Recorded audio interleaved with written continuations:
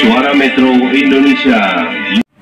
Baik pemirsa di seluruh Indonesia, saat ini kita akan bincang-bincang ini dengan Pak Joko Plafon.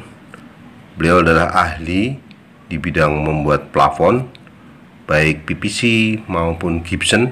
Serumit apapun beliau akan bersedia sesuai permintaan para pelanggan, bahwa akan dibentuk bagaimana, lampunya bagaimana.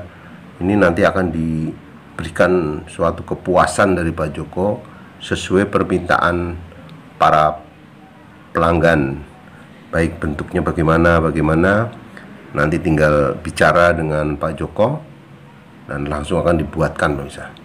Jadi di bawah ini ada alamatnya beliau, kemudian ada RT RW-nya juga, dan juga ada nomor teleponnya. Nanti pemirsa bisa menghubungi langsung ke Pak Jokonya yang tinggal di sekitar Ketilong, Sendang Mulyo, Tembalang, Semarang. Masih di Indonesia, pemirsa. Jadi beliau siap nanti mengukur dulu bagaimana letak dan tata ruangnya yang akan diperbaiki sehingga jadilah plafon yang indah. Ini kita lihat memang sudah cukup, lampunya juga sudah cukup, baik lampu pinggir mau dikasih berapa, ini tergantung nanti permintaan para pelanggan yang mau bagaimana. Silakan nanti kita akan bincang-bincang coba dengan Pak Jokonya langsung dan Mas Adi yang pemirsa di seluruh Indonesia, Suara Metro Indonesia. Kita akan bincang-bincang nih dengan Pak Joko dan Pak Budi. Pak Adi. Mas Adi kayak lihat Mas Adi. Mas Adi agak ini Mas Adi. Mas Joko, saya akan melihat ini pengalaman dengan tentang gypsum ya. Itu gimana suka dukanya Pak Joko? Kalau masalah gypsum itu saya memulai itu sejak tahun 94. Wah, luar biasa, lama sekali ya. Nah, sampai dengan sekarang. Yeah. Kalau dulu itu kan orang kalau rumah itu kalau menggunakan plafon gypsum itu biasanya rumah orang-orang kaya. Nah, tapi dengan berjalannya waktu, nah sekarang tuh hampir semua rumah tuh sudah menggunakan.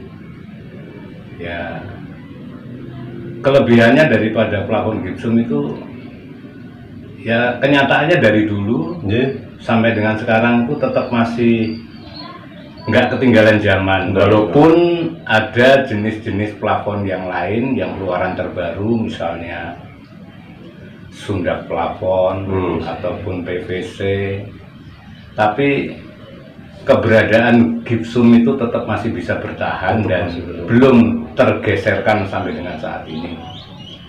Ya, kelebihannya plafon gypsum itu kalau kita lihat tuh lebih excellent, lebih kelihatan cantik dan bisa dibentuk motif apapun bisa. Itu kelebihannya.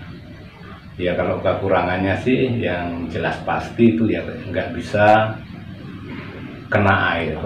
Kalau kena air dia pasti rusak. Jadi kalau mau pasang gypsum itu harus dipastikan kondisi rumah tuh harus betul-betul tidak ada kebocoran.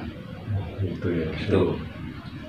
Kalau untuk jenis-jenis plafon yang lain masih bisa ditoleransi lah kalau kebocoran kecil-kecil, tapi kalau untuk gypsum nggak bisa. Jadi seperti itu, Pak.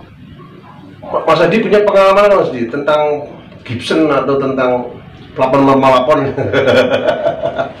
Iya Mas Adi. Aku penting ikut Pak Joko. Berarti gini Pak Joko, ada nggak Pak Joko wong pasang gini kemudian tidak bayar, itu ada nggak? Selama ini nggak ada. Nggak ada ya. Jadi kalau istilahnya bisnis pekerjaan gypsum itu, kalau dikatakan rugi itu sebenarnya nggak ada. Tapi kalau untungnya sedikit, bisa. Gitu ya? Karena memang secara ekonomi memang sebenarnya bisnis ini cukup menjanjikan. Jadi kalau orang mengatakan rugi itu, selama saya mengalami sejak tahun 94 sampai sekarang itu belum ada itu ceritanya ada merugi, itu enggak ada. Ya, kalaupun ada ya paling-paling ya keuntungannya sedikit. Terus yang dikerjakan Pak Joko hotel ya, apa namanya? Oh, Ya apa aja? macam-macam sih. Untuk pekerjaan ya kalau saya itu rumah tangga, Ya. juga kantor, terus butik, biasanya hal-hal seperti itu. Tapi lebih banyak ke rumah tangga sama kantor, terus sama toko-toko. Oke. Kalau yang bentuk-bentuk sulit-sulit tuh gimana, Bro? Kayak gini kan tadi saya lihat kan Ya sulit. kalau sebenarnya tuh kalau saya mengerjakan gypsum itu tergantung permintaan konsumen. Iya. Jadi konsumen mintanya apa, seleranya seperti apa. Apa ya? Nah, pada prinsipnya saya hanya mengikuti. Tapi untuk jenis seperti apa, macamnya bagaimana, saya bisa mengerjakan. Wah, luar biasa. Sekarang kalau ada yang mau pakai Pak Joko, Pak Joko, alamatnya mana, Pak Joko? Wah, mana nih? Alamat saya ya, Ya? alamat saya di Ketilang. Ya, Di RT? RT 10. RT 10 ya? RT 11. 11. Jalannya Pak Joko? Maksudnya? Jalan yang mau ke rumah ini jalan mana nih? Fatmawati. Kalau arahnya tuh kalah dari RSUD Ketilang itu. Ya, itu masuk nanti ya. Masuk ada perumahan Ketilang Indah. Betul. Yaitu tepatnya di Ketilang Asri 7. Ketilang Asri 7 ya. Blok E. Blok E 222. 222. Teleponnya boleh nggak tulisin? Berapa Pak teleponnya? Teleponnya Nanti kita tulis ya, Pak. ya nanti tulis saya agak lupa sih. Tulis di kolom komentar. Lalu taruh di bawah. Nanti di bawah kita tulis. Nah, jadi seperti itu, Pak.